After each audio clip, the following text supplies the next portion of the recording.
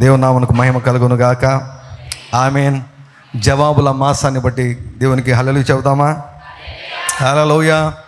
నోటి నిండా నవ్వు చేత నింపబడే మాసాన్ని బట్టి హల్లెలూయా చెబుతామా? మీరేం సార్, పోయిన ఆదివారం నోటి నిండా నవ్వు అన్నారు, వారం అంతా ఏడ్చుకుంటూ కూర్చున్నాను. ఇంకేం అర్థమైంది కదా మీకు? కదా, ఆ వాక్యాన్ని దొంగిలించాలంటే ఏం చేయాలి?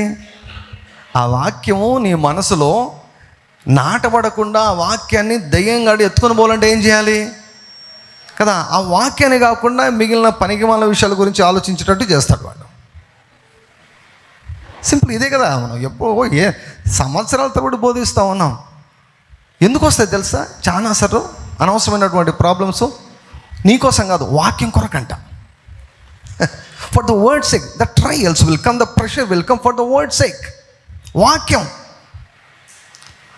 మనిషి అంటే ఎవరికి భయం లేదు, ఆ దొంగ చేతిలో ఉన్న కత్తి అంటే భయం. మనిషి అంటే భయం లేదు, మనిషి చేతిలో ఉన్నటువంటి తుపాకీ అంటే భయం. నువ్వంటే సాతానికి భయం లేదు, కానీ నీలో నాటబడినటువంటి మాట అంటే వాడికి భయం. ఆయుధాన్ని తీసేసాడంటే ఇంకేంటి, నువ్వేం చేసుకోలేవు వాడిని. You cannot do anything. కాబట్టి ఆ వాక్యాన్ని దొంగిలించాలంటే ఏం చేస్తాడంటే డీవియేట్ చేస్తాడు. Satan is called the master of distraction. అంటే నీ దృష్టిని మరల్చడంలో వాడు సిద్ధహస్తుడు అని పిహెచ్డి పొందుకున్నాడు వాడు. పిహెచ్డి. మన వయసు ఎంత అండి? నాకు 50, మీకు ఎంతో ఉంటాయి.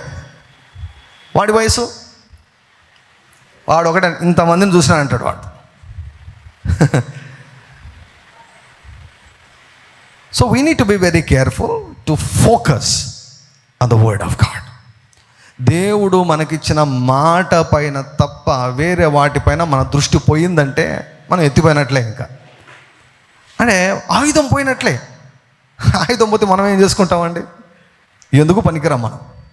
ఉప్పు నిస్సారమైతే దేనివల్ల దానికి ఫలం కలుగుతుంది చెప్పండి?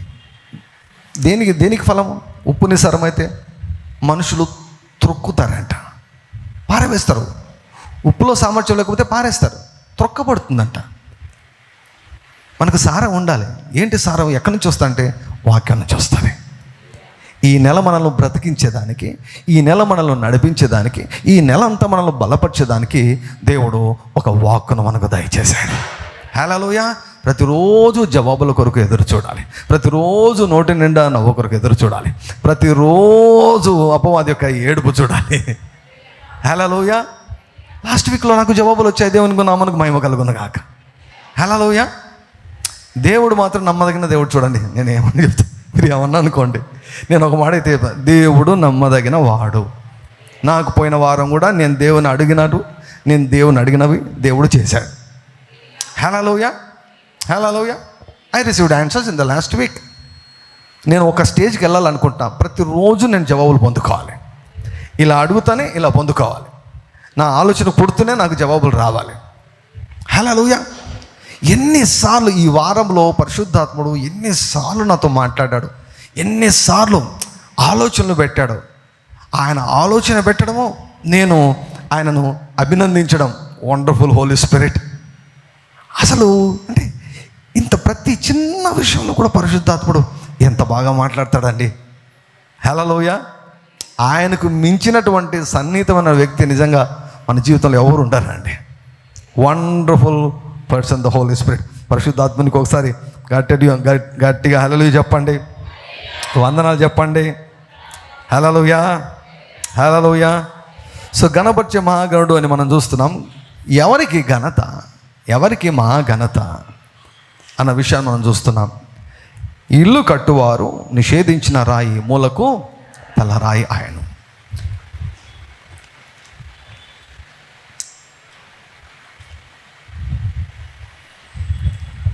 ఏ వ్యక్తి అయినా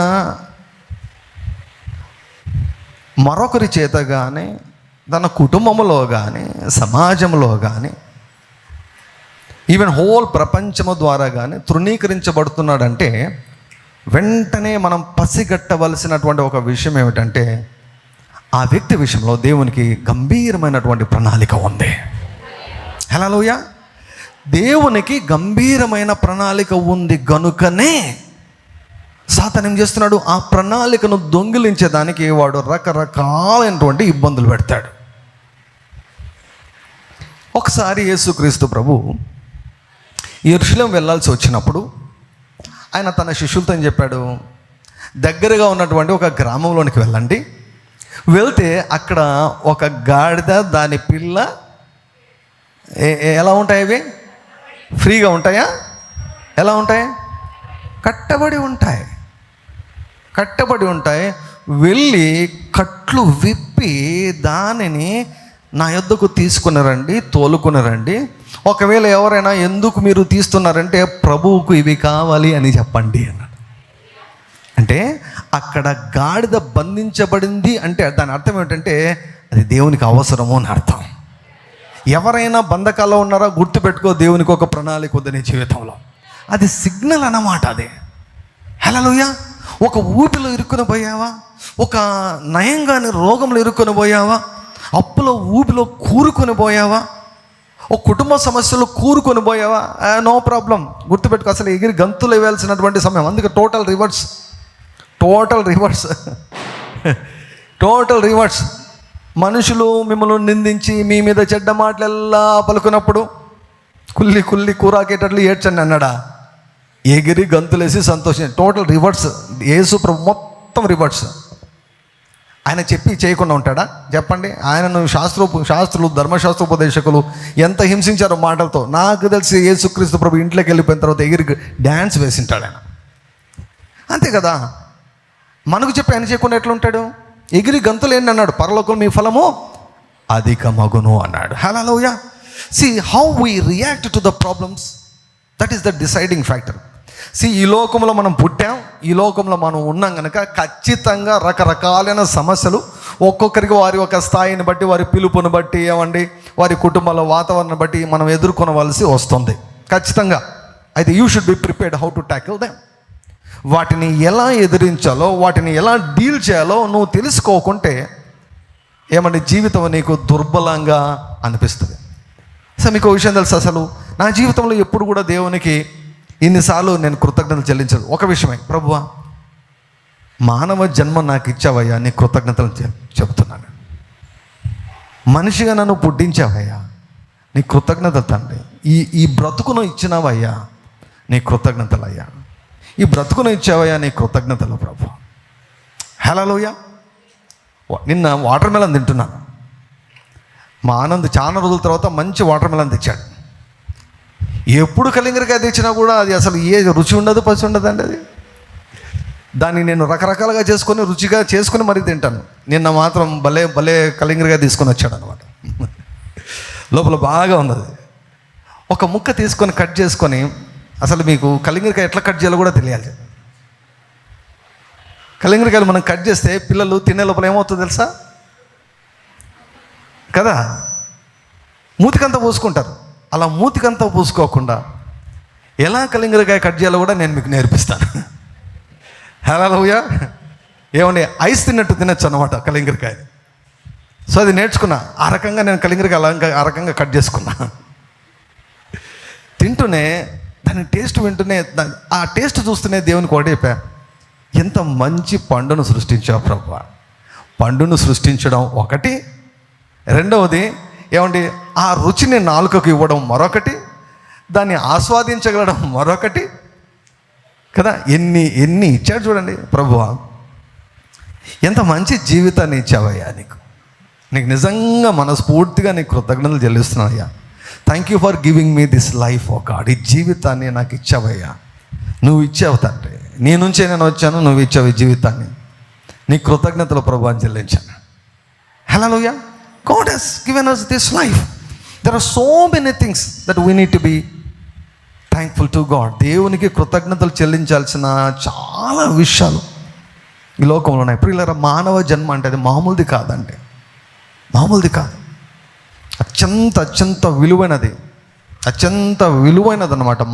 మానవ జన్మ అన్నటువంటిది అత్యంత విలువైనది. ఆ విలువ తెలియకుండా నిజంగా దేవుని గురించి రకరకాలుగా అనుకుంటుంటారు. ఏదో చిన్న జరగలేదని, ఏమైనా చిన్న కోరిక నెరవేరలేదని, అది జరగలేదని దేవుని మీద నోరు బారేసుకుంటుంటారు. కానీ దేవుడు ఎన్ని ఈవులను ఇచ్చాడో, ఎన్ని వరాలను ఇచ్చాడో నమ్మదగినటువంటి దేవుడు.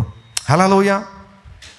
సో ఈ లోకంలో తృణీకరించబడుతున్నారంటే గుర్తుపెట్టుకోవాలి, God has a plan for you. దేవుడు అంటున్నాడు, రా రా రా రా నా దగ్గరికి రా అంటున్నాడు అనమాట.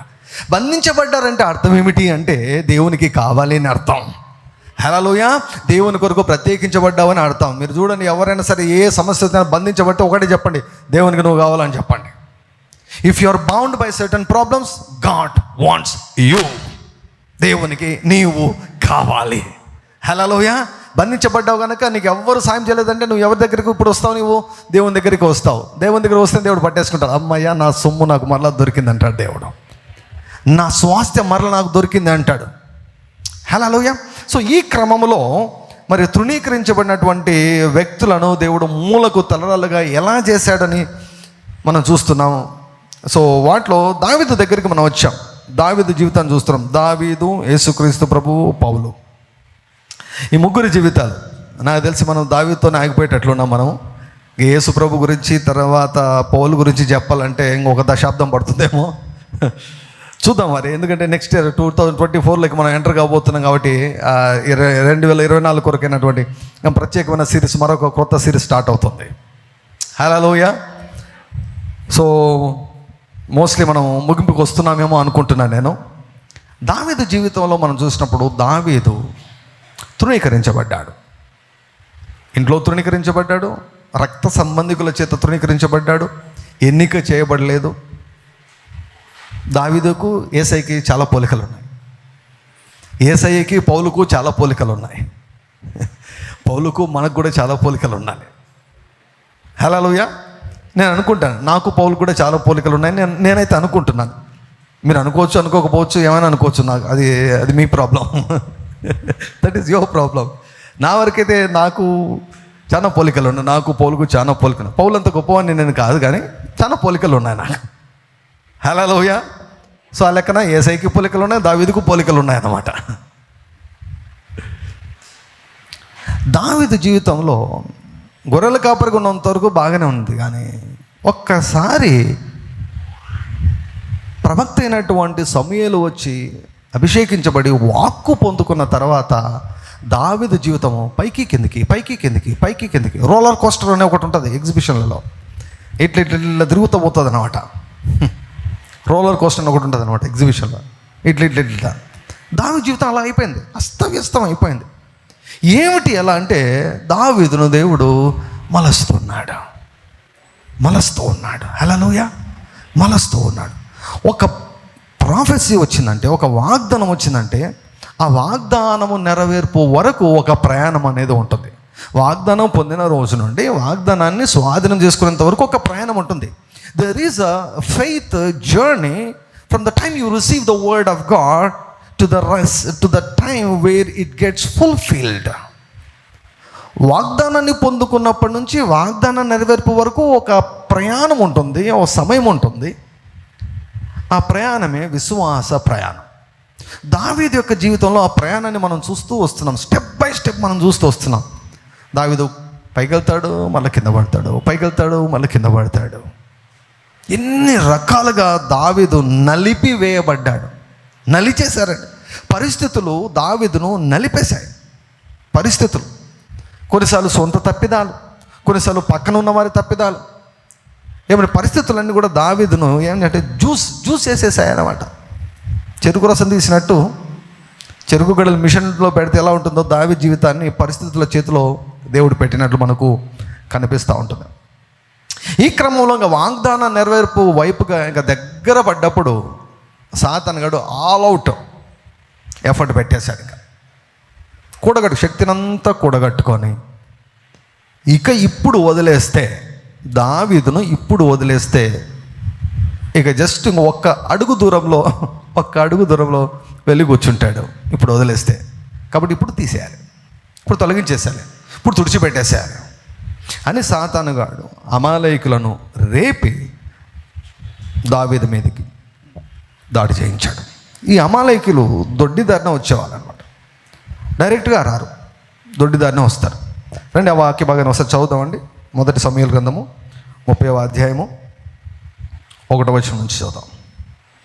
దావీదును అతని జనులను 3వ దినమందు సిక్లగునకు వచ్చిరి. అంతలో అమాలేకీయులు దండెత్తి దక్షిణ దేశం మీదను సిక్లగు మీదను పడి కొట్టి దానిని తగులబెట్టి గనులనేమి అల్పులనేమి అందులో ఉన్న ఆడువారందరినీ చెరపట్టుకుని చంపక వారిని తీసుకుని వెళ్ళిపోయి ఉండిరి. దావీదును అతని జనులను పట్టణమునకు వచ్చి అది కాల్చబడి ఉండుటయు తమ భార్యలను కుమారులను కుమార్తెలను చెరలోనికి కొనిపోబడి ఉండుటయు చూచి ఇక ఏడ్చుటకు శక్తి లేకపోవనంత బిగ్గరగా ఏడ్చిరి. యెజ్రెయేలీయురాలైన అహినోయము కర్మేలురైన నాబాలు భార్య అయిన అబిగయిలును దావీదు ఇద్దరు భార్యలను చెరలోనికి కొనిపోబడగా చూచి దావీదు మిక్కిలి దుఃఖపడెను. మరియు తమ తమ కుమారులను బట్టి కుమార్తెలను బట్టి జనులకందరికీ ప్రాణం విసికినందున రాళ్ళు రువి దావీదును చంపుదము రండని వారు చెప్పుకొనగా దావీదు తన దేవుడైన యెహోవాను బట్టి ధైర్యము తెచ్చుకున్నాడు. పిమ్మట దావీదు ఏఫోదు తెమ్మని యాజకుడు అహిమేలెకు కుమారుడైన అబ్యాతారుతో చెప్పగా అబ్యాతారు ఏఫోదును దావీదు వద్దకు తీసుకుని వచ్చెను.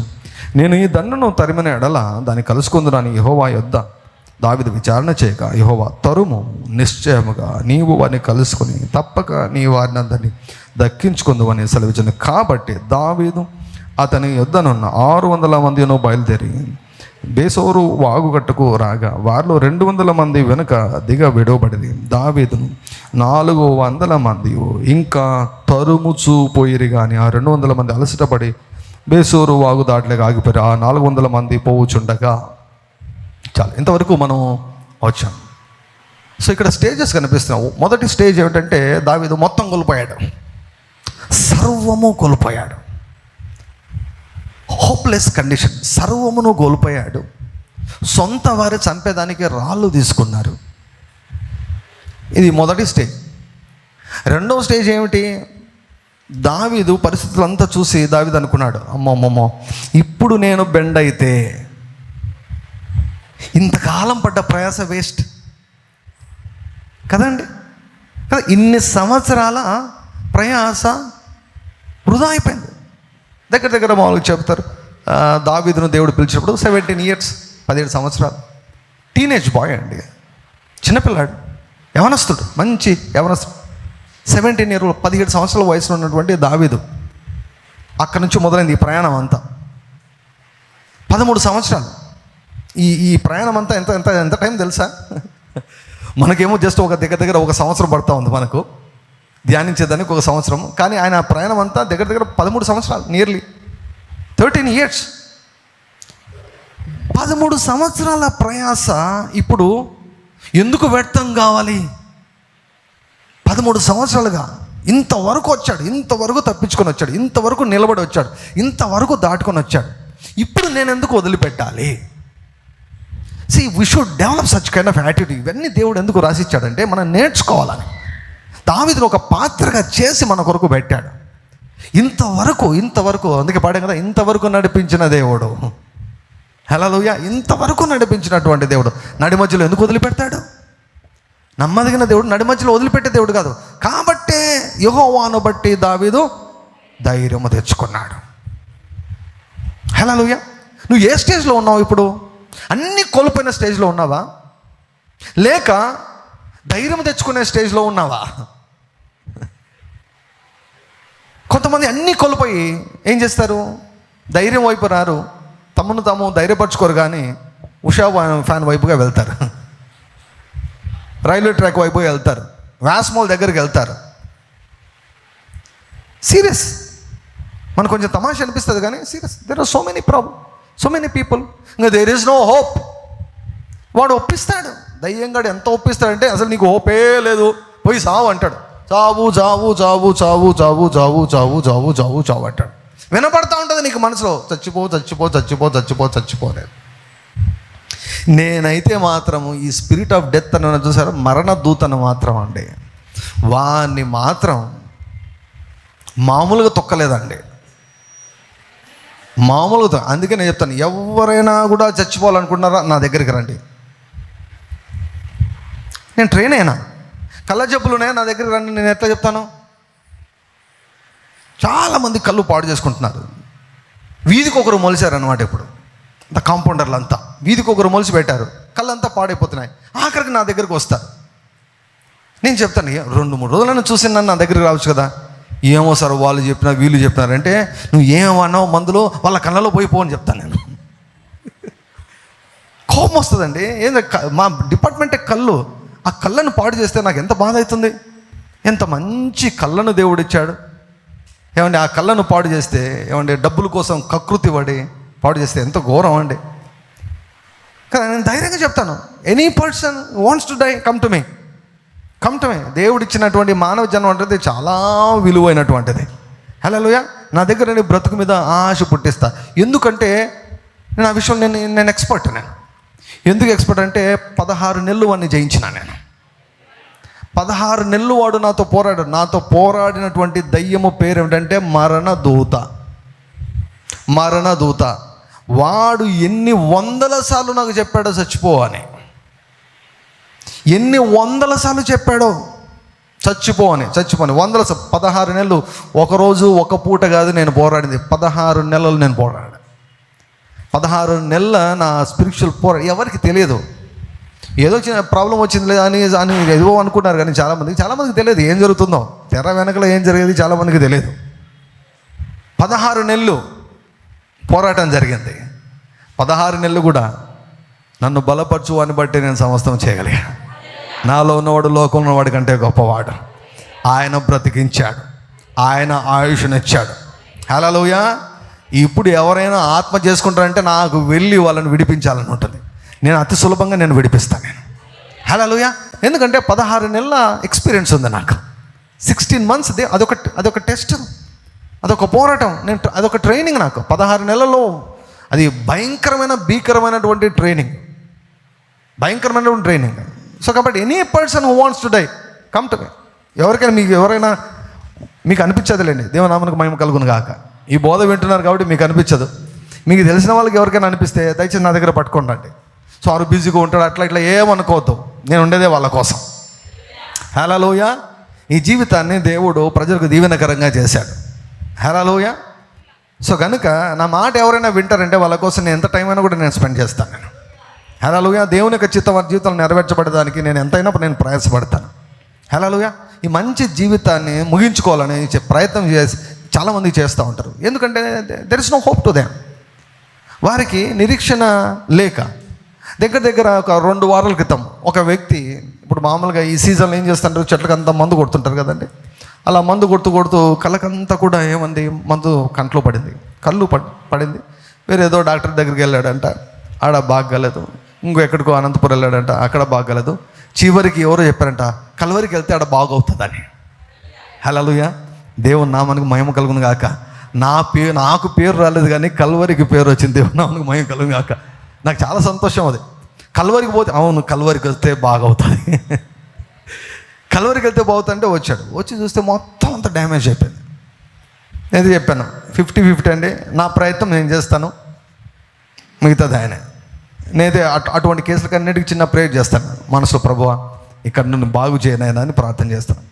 అది పూర్తిగా డ్యామేజ్ అయిపోయింది, మొత్తం అంతా మచ్చలు పడిపోయాయి. నేను చెప్పాను నాకు కొంచెం టైం ఇవ్వు, చూస్తా, నా ప్రయత్నం అంతా నేను చేస్తాను. నువ్వు అమెరికాకు పోయినా కూడా ఇంతే, నువ్వు మధురై పోయినా ఇంతే, నువ్వు లక్షలు ఖర్చు పెట్టుకున్నా ఇంతే. నేను చెప్పిన మాట విను, నీకు డబ్బులు కూడా మిగులుతాయి, నాకు కొంచెం టైం నేను చూస్తా అని చెప్పాను. ఇప్పుడు దగ్గర ఐ థింక్ 2 వీక్స్ అయిపోయింది. నిన్ననే వచ్చాడు పేషెంట్. చూస్తే పర్ఫెక్ట్గా అయిపోయాయి కళ్ళు. సార్ చాలా బాగా అయిపోయాయి సార్ అన్నాడు. హల్లెలూయా. నాకు టైం ఇవ్వండి అని అడిగాను. ఈరోజు హోప్ లేని వాళ్ళకు కూడా దేవుడు ఏం చెప్తున్నాడంటే, నాకు టైం ఇవ్వండి, నన్ను నమ్ము, నాకు కొంచెం టైం ఇవ్వు, కొంచెం ఓడ్చుకో, తట్టుకో. ట్రీట్మెంట్ పెట్టిన తర్వాత 3 రోజులకి సార్ తగ్గలేదు సార్ అని వస్తారు. కొంచెం తట్టుకో, కొంచెం ఓడ్చుకో, కొంచెం టైం ఇవ్వు. నువ్వు ఈ సమస్యలో పడేదానికి ఎంతకాలం పట్టింది? ఈ రోగం ఈ స్టేజ్లోకి రావాలంటే ఎంతకాలం నుంచి రోగం వచ్చింది కదా. ఈ క్షణంలో ఏమో రోగం రాలేదు కదా. ఈ క్షణంలో రోగం వస్తే దాన్ని నువ్వు జయించవచ్చు. ఆ రోగం వచ్చి ఎంతకాలం అయిందో, ఎన్ని ఏళ్ళైందో. కొన్ని రోగాలు దశాబ్దాల తరబడి ఉన్నాయి కదా, కొన్ని అప్పులు దశాబ్దాల తరబడి ఉన్నాయి. అంత టైం పట్టింది కదా, కాబట్టి దాన్ని రివర్స్ చేద్దాం. కొంచెం టైం దేవునికి ఇస్తే, కొంచెం టైం నాకు ఇస్తే నీ కట్ల నుండి నేను నిన్ను విడిపిస్తాను. యేసుక్రీస్తు ప్రభు వెళ్ళి గాడిద కట్లు విడిపించాల, తన శిష్యుని పంపించాడు. హల్లెలూయా. ఈరోజు నేను కూడా కట్లు విప్పేదానికి ఉన్నా, నేను కూడా కట్లు విప్పుతాను నేను. Hallelujah. The spirit of God is upon me to set the captives free. చెరలోనున్న వారికి విడుదల ప్రకటించేదానికి దేవుడు నన్ను తన ఆత్మ చేత నన్ను అభిషేకించాడు. దేవుని నామమునకు మహిమ కలుగును గాక. హల్లెలూయా, హల్లెలూయా. సో నిరీక్షణ లేమి ఉన్నప్పుడు ప్రజలు ఏం చేస్తారంటే తమ జీవితాన్ని ముగించుకుంటున్నారు. ఆ స్టేజ్ వచ్చిందంటే గుర్తుపెట్టుకో, గాడ్ ఈజ్ కాలింగ్ యూ. దేవుడు నిన్ను పిలుస్తున్నాడు. నీ జీవితంలో దేవునికి ప్రత్యేకమైన ప్రణాళిక ఉంది. నువ్వు దేవునికి లడ్డులాగా దొరికావు. నీ జీవితాన్ని బాగు చేస్తే ఎవరికి పేరు? ఆయనకు పేరు. నిన్ను అప్పుల నుంచి బయటికి రప్పిస్తే ఎవరికి పేరు? ఆయనకు పేరు. నీకు ఉద్యోగం ఇస్తే ఎవరికి పేరు? ఆయనకు పేరు. నీకు పెళ్లి జరిపిస్తే ఎవరికి పేరు? ఆయనకు పేరు. దశాబ్దాల తరబడి కడుపు మూయబడిందేమో, నీ గర్భం తెరవబడితే ఎవరికి పేరు? ఆయన పేరు. నువ్వు లడ్డులాగా దొరికినట్లే ఆయనకి. ఆయన దగ్గరికి రా, ఆయనను నమ్ము, కొంచెం టైం ఇవ్వు ఆయనకి. Hallelujah. He will show what he is. ఆయన ఏమై ఉన్నాడో ఆయన చూపిస్తాడు ఆయన. సో కాబట్టి దావీదు అనుకున్నాడు, ఇన్ని సంవత్సరాలు నేను ప్రయాణం చేసి అన్ని తప్పించుకుంటూ నేను వచ్చాను, ఇప్పుడు నేను ఎందుకు వదిలిపెట్టాలి? నేను వదిలిపెట్టనని తన్ను తాను ధైర్యపరచుకున్నాడు, తన్ను తాను ప్రోత్సహించుకుని ఎక్కడికి వెళ్ళాడు? దేవుని దగ్గరికి వెళ్ళాడు, ప్రార్థన చేశాడు. మొదటి స్టేజ్ కోల్పోయిన స్టేజ్, రెండవ స్టేజ్ తన్ను తాను ప్రోత్సాహపరుచుకున్న స్టేజ్, మూడో స్టేజ్ ప్రార్థన చేసే స్టేజ్. హల్లెలూయా. కొంతమంది కోల్పోయిన స్టేజ్లోనే అక్కడ కూర్చుండిపోయారు. ఏం చేయాలో అర్థం కావడం లేదు పాస్టర్, ఏం చేయాలో అర్థం కావడం లేదు పాస్టర్ అంటారు. కొంతమంది ఏమో పర్వాలేదు, ఇప్పుడు వాక్యం నేర్చుకుంటూ తమతో తాము మాట్లాడుకోవడం మొదలుపెట్టారు. అంతే, ఇంకా ధైర్యం రాలే, మొదలుపెట్టారు. కొంతమంది అయితే ధైర్యం వచ్చేసింది. ధైర్యం వచ్చింది కనుక ఏం చేస్తున్నారు? ఇప్పుడు దేవుని సన్నిధిలోకి వచ్చాను, నాతో మాట్లాడు, నేను వదిలిపెట్టాను. నువ్వు నాతో మాట్లాడేంత వరకు నేను వదిలిపెట్టాను. నువ్వు నాతో మాట్లాడేంత వరకు నేను వదిలిపెట్టను. What is prayer? To hear from God. దేవుని నుంచి వినేదానికే ప్రార్థన అంటే. మనము మొత్తుకోవడం కాదు, మనం మాట్లాడాలి, ఆయనను మాట్లాడనివ్వాలి.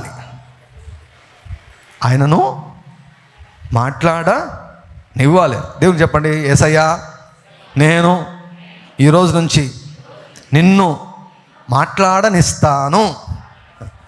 హల్లెలూయా. నీవు మాట్లాడుటకు నీకు అవకాశం ఇస్తాను. హల్లెలూయా. దావీదు విచారణ చేశాడు.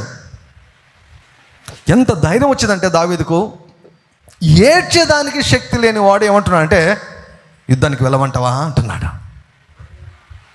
ఎక్కడి నుంచి వచ్చింది ధైర్యం? ఆ ధైర్యం ఎలా సంపాదించుకున్నాడు? తనకు తాను సంపాదించుకున్నాడు. దేవుని యొక్క వాక్యాన్ని మాట్లాడుకుంటూ తనను తాను ప్రోత్సహించుకుంటూ సంపాదించుకున్నాడు. ఆ ధైర్యం దేవుని దగ్గర నడిపించింది. దేవుని దగ్గర నడిపిస్తూనే ఇప్పుడు దేవుడు సెలవు ఇచ్చేశాడు. తరుము అన్నాడు, వెళ్ళు అన్నాడు, నీ వారందరినీ నీవు దక్కించుకుంటావు అన్నాడు. ఇంగ్లీష్లో ఉంటుంది, chase after them and you will recover every one and everything. ప్రతి ఒక్కరిని నువ్వు మరలా దక్కించుకుంటావు, ప్రతి దాన్ని కూడా నువ్వు దక్కించుకుంటావు. నీవు కోల్పోయిన వాటిని అన్నిటిని కూడా నువ్వు ఖచ్చితంగా నీవు దక్కించుకుంటావు అన్నాడు. అంతవరకు దావీదు తనను తాను ధైర్యపరచుకున్నాడు. ఇప్పుడు దేవుడే వాక్కునిచ్చి ధైర్యపరిచాడు. హల్లెలూయా. ఇది ఇంకో స్టేజ్. దీని తర్వాత ఏంటి next?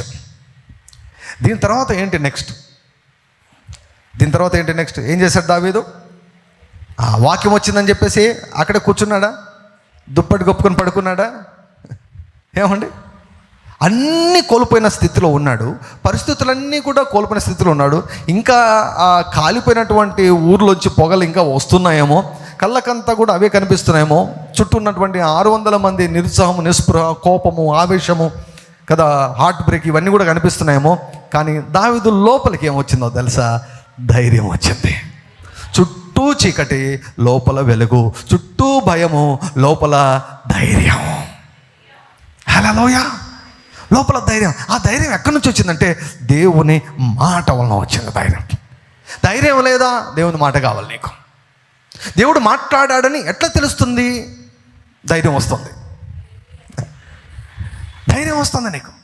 When you SIT in the presence of God, దేవునికి సన్నిధిలో కూర్చున్నప్పుడు నీకు ధైర్యం వస్తుంది. ఆ మాట రోజు రోజుకు బలం పెరుగుతుంది అన్నమాట. సో ఆ మాటను తీసుకొని దావీదు ఏం చేశాడు? ముందుకు వెళ్ళాడు, తరిమాడు. హల్లెలూయా. ముందుకు వెళ్ళాడు. ఈరోజు అంశం ఏమిటంటే తరమడం, ముందుకు సాగి వెళ్ళడం, గోయింగ్ ఫార్వర్డ్, ముందుకు సాగి వెళ్ళడం. ఇది తర్వాత స్టేజ్. అన్నీ కోల్పోయిన స్టేజ్లో ఉండిపోయేవా అలాగే? అయితే ఏం చేయాలి? నిన్ను నువ్వు ధైర్యపరచుకో. నిన్ను నువ్వు ధైర్యపరచుకుంటున్నావా? మంచిదే, త్వరగా ధైర్యపరచుకో. ధైర్యపరిచే మాటలు విను, ధైర్యపరిచే వారితో సహవాసం చేయి. హల్లెలూయా. దేవుడు కొంతమంది వ్యక్తులను నీ జీవితంలో నీ కొరకు ఇస్తాడు. మరి ముఖ్యంగా నీ పైన ఏ దైవజనుని నియమించాడో ఆ దైవజనుని నీ క్షేమం కొరకు దేవుడు నియమించాడు. స్థానిక సంఘాన్ని దేవుడు నియమించాడు. ఇక్కడ మాట్లాడతాడు ఆయన. ఇక్కడ మాట్లాడి నేను ధైర్యపరుస్తాడు, బలపరుస్తాడు. సో ధైర్యం తెచ్చుకో. ధైర్యం తెచ్చుకొని నీకు నువ్వు ధైర్యం తెచ్చుకొని దేవుని యొద్ద నుండి ధైర్యం పొందుకో.